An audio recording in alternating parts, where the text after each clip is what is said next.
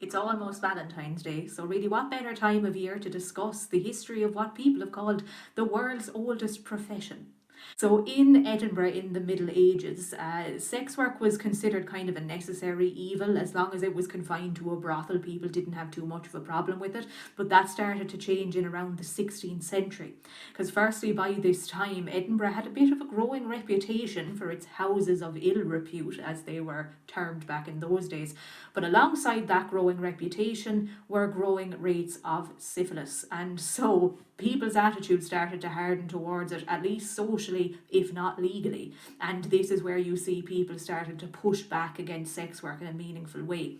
Now, of course, those people never quite managed to stomp out the practice of sex work. And in fact, by the 19th century, one of our best sources on sex work in Edinburgh comes courtesy of an anti-sex work campaigner by the name of William Tate.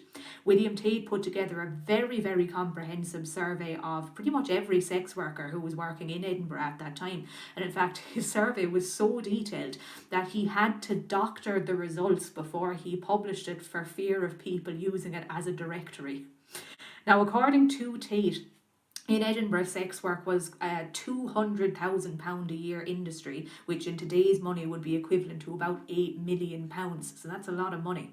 But in, say, the 18th and 19th centuries, if you were a sex worker, in order to be successful, you were going to have to be fairly savvy when it came to matters of business. So what a lot of sex workers did was they would go where the money went. They would literally follow wealthy people around to large events, to, for example, race meetings.